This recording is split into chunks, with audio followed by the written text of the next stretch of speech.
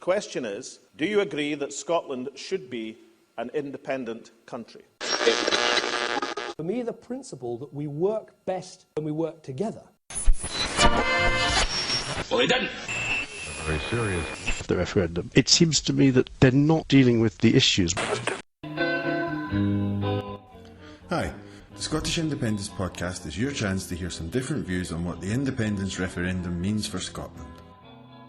Hello and welcome to Scottish Independence Podcast number 23, and this time I spoke with Jonathon Shafi, who is one of the co-founders of the Radical Independence group. He also had an article up on Bella Caledonia about she who has been named a bit too much lately. We spoke about the Radical Indy group itself, but we also spoke at first about what's in Indy for the left in particular. I think it was quite interesting. Hope you enjoy it. We'll just go straight to conversation and I'll have a couple of little announcements for you at the end. Jonathan, how are you? How's it going? I'm very well. Yourself? A bit of a cold, but I'm sure listeners will hear that, but there you go. The first thing I wanted to ask you, you're involved in the Radical Indy, but something more general I wanted to ask you about, because in a lot of ways I've never really liked the term nationalist, so I'm going to say independent supporter here. And there's generally two kind of camps. There's romantic independent supporters and pragmatic independent supporters. And okay, there's a lot of crossover in there, but I'd just like to ask you, which one are you? Probably in the pragmatic, in that I see independence as being the easiest way forward at this point in time to at least bring about the possibility of some social change. So in other words, that I'm an independent supporter because I view it through that lens. So I'm not an independent supporter because I get teary-eyed about the Saltire or about particular elements of Scottish history, although I find that interesting. I'm very much a supporter of independence because it gives us the opportunity not only to think about what we can do here in Scotland, but I think it can have an impact internationally, particularly in terms of foreign policy, which is why I first got involved in politics was because of the Iraq War. So yeah, I would say a pragmatic supporter of independence rather than anything to do with sort of romantic sense of nationalism. A kind of double question here. How and when did you come to the decision that independence was the way forward? To be honest, fairly recently. During the anti-war movement, starting in 2003, we had the G8 summit here in 2005. I would have to be honest and say that independence, it didn't seem to me, was hugely strategically important, but partly because it didn't feel like it was on the political agenda. I think as soon as it came onto the political agenda, this was going to be a reality after the SNP won a majority government in the last parliamentary elections. Then it became much sharper, I think, in a lot of our minds that actually this was something which could have huge consequences and a big impact, and that the left had to have something to say about it, but not just at a propaganda level, but actually the left had to do something to campaign and had to find a way of navigating that situation. So I think independence for me is something that I'm not going to say I've campaigned for the last 10 years or anything, but I'm absolutely committed to it as a project now, obviously, and want to see where it goes, really. It's an interesting area because I'm definitely someone that's quite on the left, but I've always seen independence as something we've got to have, something we should have, on the basis that it's the natural default position for nations, and I find it quite odd that Scotland doesn't have. That's always always kind of been my position. But you, as someone that's fairly on the left, but you've recently kind of converted to it. So what I find as an interesting area is, what do you think it will take to convert some of the other more kind of recalcitrant people on the left who still believe in the kind of internationalist cause and you can't give up on the working classes of England and so on? What do you think it's going to take to move them from that position? I think it's a really interesting question because, partly this goes to at least some of the concept behind radical independence. So it's an attempt really to put forward a very progressive, a left-wing point of view about the national question. So, for example, when it comes to questions like internationalism, for us it's fairly obvious. For example, we show solidarity with workers that go on strike in Spain or Portugal or Greece. with students who are campaigning in these areas as well. And therefore, borders shouldn't be a barrier to showing solidarity with people in different countries. So therefore, we're putting forward a point of view which says that independence is a much larger project than the parameters of nationalism. Better together try and put it forward in this way, which is, well, really all the independence movement is about national identity, is about a sense of being Scottish over anything else, and so on. And we reject that. We say that actually independence is part and parcel of a progressive worldview. Why? Well, because we can achieve more with powers as part of an independent Scotland than we will do when we're tied to Westminster. So our project is an attempt to reach out to people who aren't natural supporters of independence. And it's very interesting, the meetings that take place across the country, the people that come along, lots of people come along who are not decided. And we feel we can play a role in really attempting to reach out to people on that basis. It's interesting because the idea about we can achieve more, if I can come back to that you said. Yeah. So in an internationalist context, would you like to expand on that? How can we achieve more? Well, put it this way. I think the choices in front of people just now are very stark. If you look at things like the bedroom tax, that's one issue, but I think that issue is reflective of something much deeper going on. What it really reflects is that we have an economic system based almost entirely around the interests of the rich and the powerful. I don't know if you saw the Sunday Times Rich List that came out a couple of days ago. £318 billion is the combined wealth of the top 200 wealthiest people in Britain. Now, that's increased by 8 times since 1989. So clearly there's something going on here when you've got that happening at the same time as working people being forced to pay for the crisis. And it seems to me that breaking from Westminster is not anything really to do with, I don't think you'll win a vote on the basis of a sense of national pride. I think the way that we'll win the vote is by making a point that's saying we're breaking with this neoliberal orthodoxy, that we have the potential to build a society and an economic structure which actually puts social useful jobs first, things like renewable energy and building social housing and all these sorts of things. Reprioritising things, so for example, let's get rid of Trident and reinvest that money into our schools and hospitals.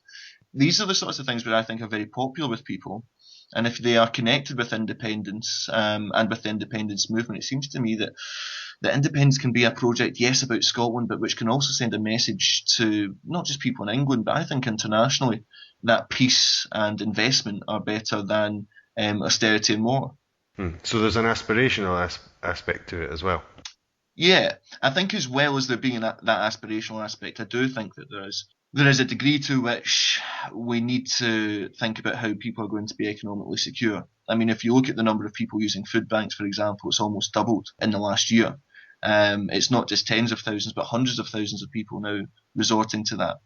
Austerity as part of the union means that even basic fundamental human rights like having enough to eat and easy access to food and so on is being undermined.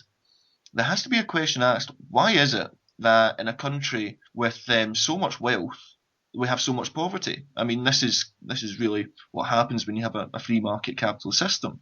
But it seems to me that that's failed, and that people in Scotland are looking towards something else which offers both security and aspiration. Just to come back to something else, I think with the romantic kind of flag-waving element of it, I don't think there's any point in having a new independent country and sticking a different flag over the top of it and then carry on as normal, certainly. But in terms of winning the campaign, I think it's important to recognise that some people will be convinced by the pragmatic argument, some people will be convinced by the aspirational argument, but a lot of people are interested in that romantic notion of it as well. I think the historical and romantic part of it is not necessarily to be neglected. Yeah, I mean, I think there's some important distinctions in that. I mean, for example, if I am walking down the street and see some Sol tires, I feel one thing. If I see Union Jacks, I feel another. What's interesting about that actually is that the Union Jack in whole sections of the world is seen as a very oppressive symbol. And I'm not one of those who thinks that you can sort of reclaim the Union Jack for multiculturalism and so on. And therefore, I think we do have to make some distinctions here between the Saltire and the Union Jack. I don't think it's quite as simple as saying, well, flags represent nationalism and all nationalisms are as bad as each other. I think that British nationalism is something different from Scottish nationalism. It means something different to people both here in Britain, particularly if you come from immigrant communities. And it means something different to people internationally. That said, it depends how far we want to go back. I mean, we could talk about Scotland's role in the slave trade, for example, the signs of which are evident around cities like Glasgow.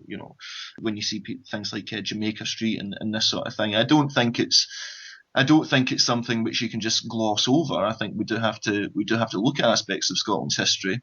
But I do think that you're right. I think that there is definitely a distinction between a Saltire and a Union Jack. In other words, I would feel much more comfortable with if someone did want to wave a flag that they were waving a Saltire than a Union Jack. I know which one I prefer they were waving if it came down to that level of argument. Yeah, we can't forget the history, because it's certainly true that Scots played their part in some of the worst parts of the British Empire, but the reason for having a historical conscience is so that you learn from it and don't make the same mistake again. And one of the ways not to make the mistake again would be to stop being part of the organisation that facilitated those outrages in the past. Absolutely.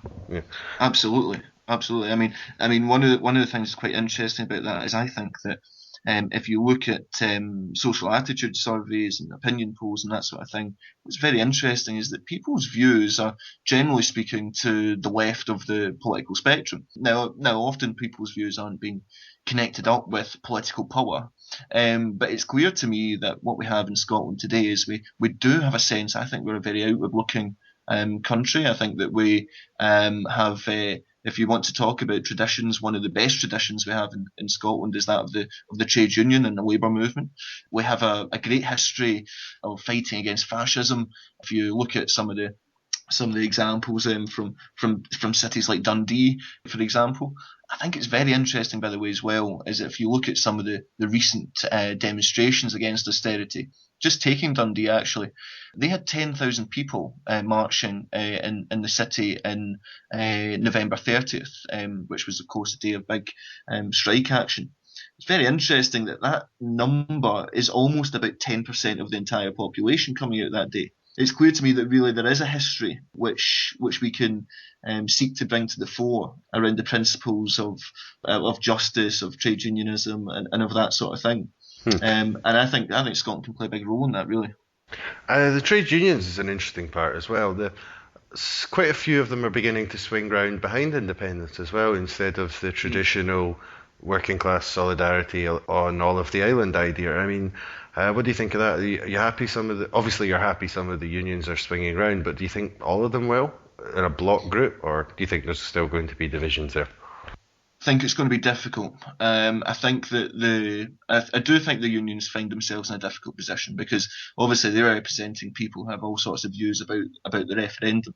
But what's clear, and I think what's intensifying, is that the Labour Party, it's not just that its base is being eroded. I think as an organisation, it's being eroded.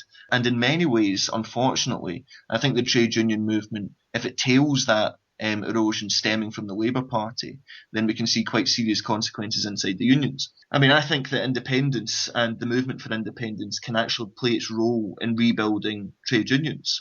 What I mean by that is that if we can build a movement for independence which rejects austerity and which looks towards a more progressive society and economy, and that involves a lot of young people, that involves people who are not currently in unions, which, by the way, is a lot of people if you look at the private sector, then when we do get independence, those people are going to want to fight for the things that they campaign for their new nation to look like. And I think that can bleed into the trade unions. So in that sense, I think that the trade unions should be supporting independence, because I think it's the correct and progressive thing to do.